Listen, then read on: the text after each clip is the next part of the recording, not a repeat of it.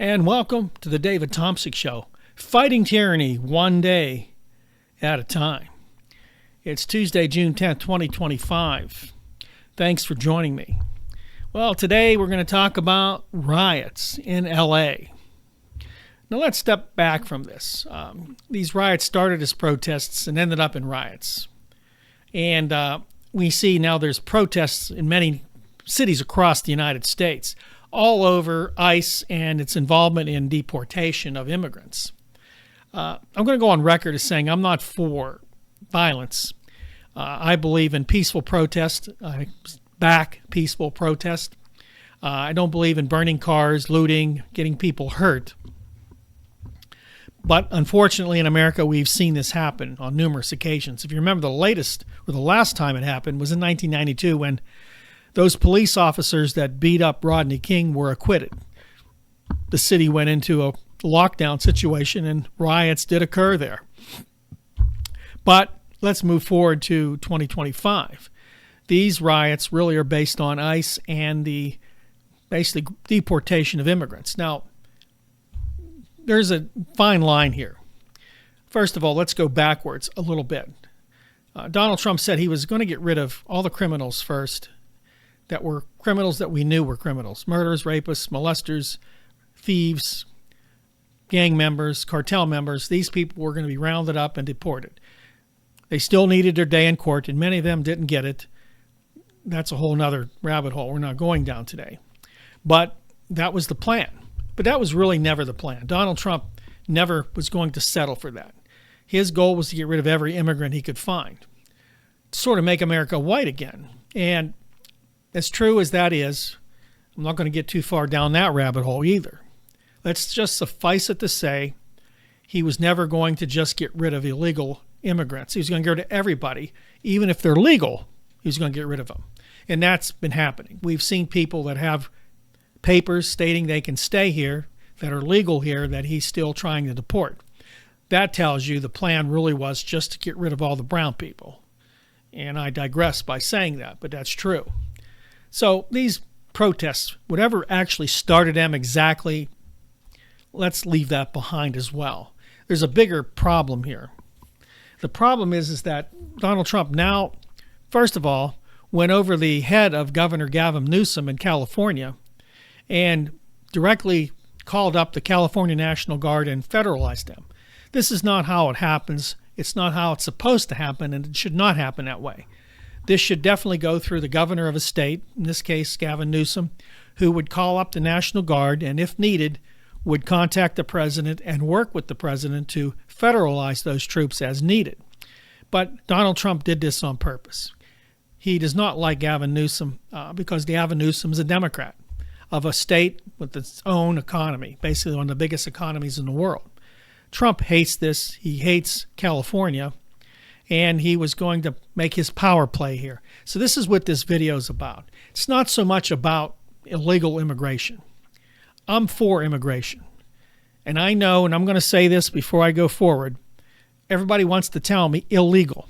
Illegal. It's another song. Illegal, illegal, illegal. They have a song they sing, just like the Democrat song, the Nancy Pelosi song. Nancy Pelosi, Nancy Pelosi, Nancy Pelosi, because it's all about individuals. That's how they get their anger going. They point at a person or a group, make them the enemy, like Adolf Hitler did, and they attack them. In this case, it's California, Gavin Newsom, Democrats, Nancy Pelosi, communists, always some group, and sometimes one person. I digressed. So Gavin Newsom not happy about this, of course. It's his problem. He will take care of it. California has seen their fair share of riots, and they've handled them. They're not easy to do. They generally do burn out, no pun intended. But this one was exasperated by Donald Trump.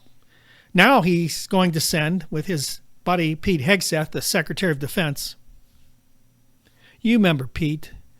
Pete's wife now is part of the national security team and goes to meetings, although she's not been vetted and not part of the government.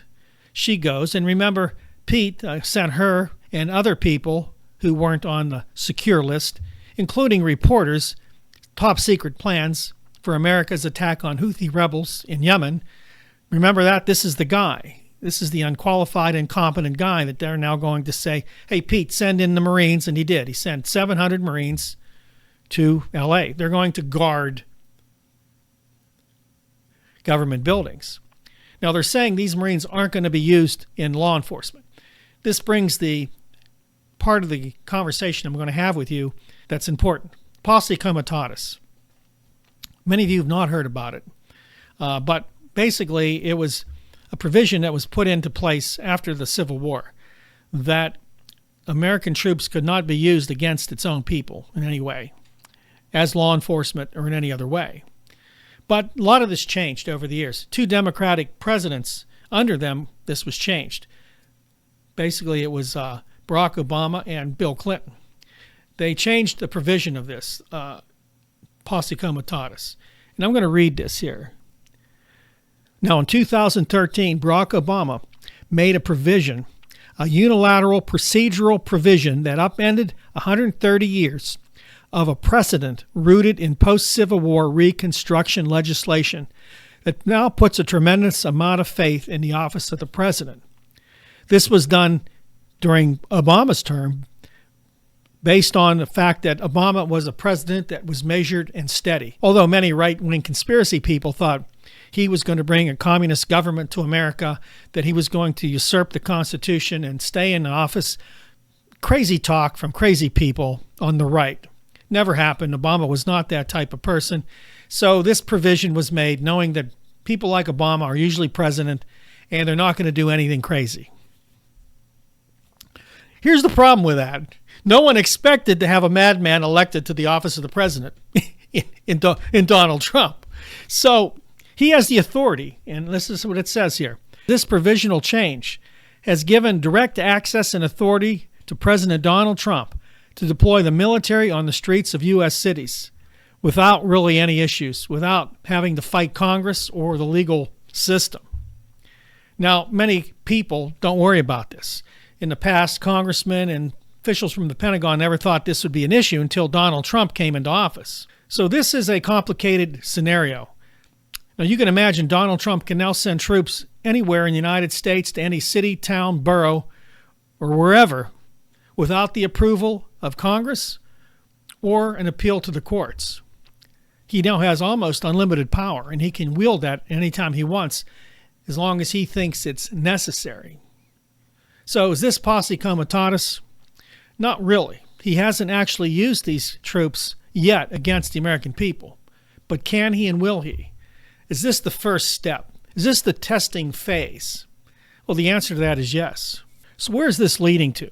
Listen to this. Underpinning all of this is the Insurrection Act, which Donald Trump is evaluating right now, whether he can use it as a pretense for stopping the flow of immigrants into the United States.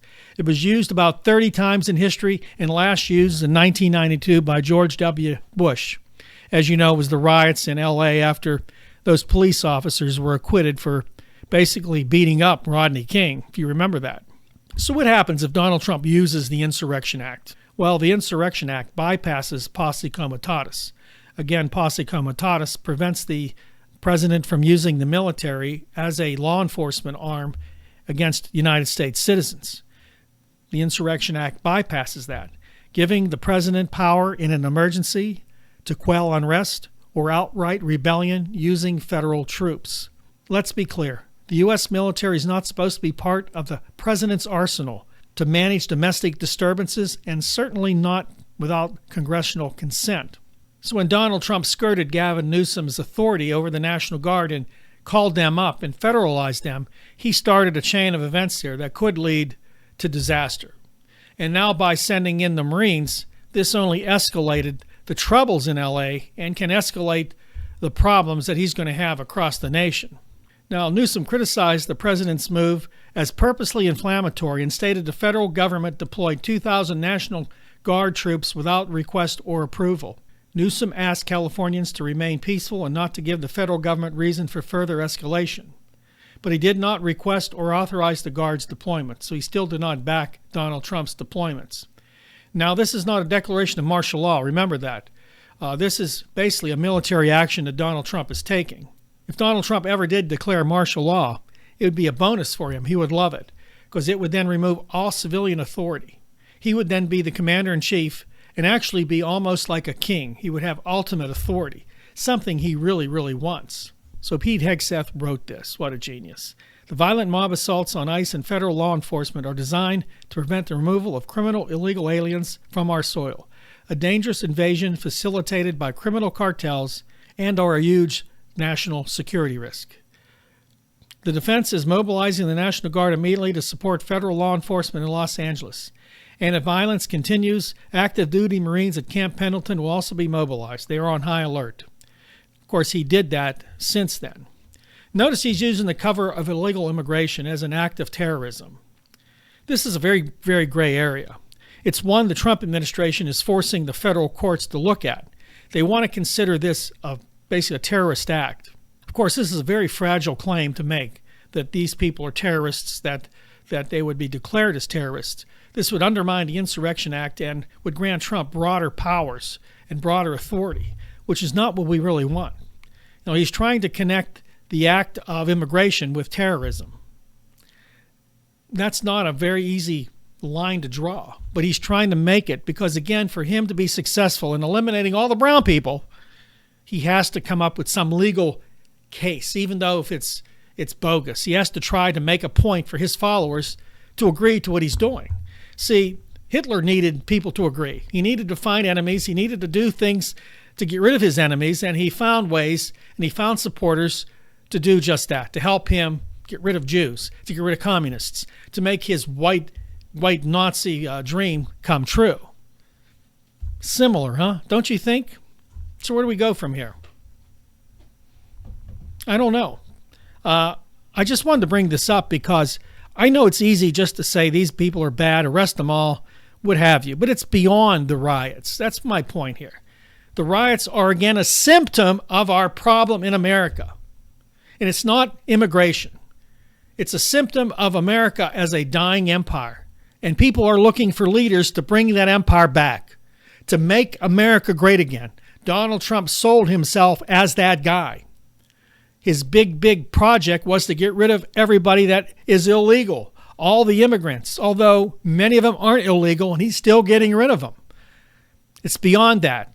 It's the very fact that people are looking to solve problems, to make America the country they thought they knew 30 years ago, 50 years ago, 60 years ago. That country never really existed. It was always in their mind, and that country will never really exist in reality. The world is changing. Immigration in America is needed. Yes, let's fix it. I'm for it. Let's fix it.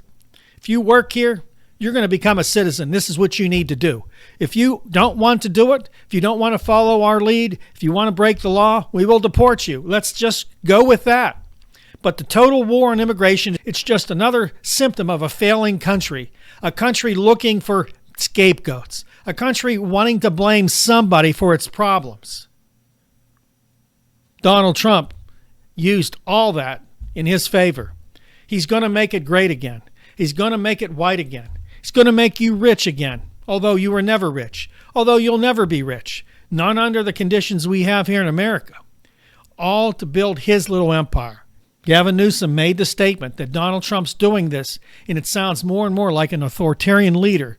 And of course, that's exactly what we have. This issue could be the gateway Donald Trump uses to gain more power through the election. You see, he knows in 2016 he may lose the House and Senate. He's looking further ahead. Can Donald Trump consolidate enough power, have enough trouble, and have an insurrection in America that he needs to take control of the country, to forego elections in 2028? I guarantee you he's thinking of that right now. We should all be worried. We should all be prepared. We should all be ready to fight. That's all the time I have. I hope you enjoyed the video. Don't forget to like, subscribe, and share. God bless you, and I'll see you next time right here on the best channel for news, information, analysis, and commentary, The David Tomsik Show.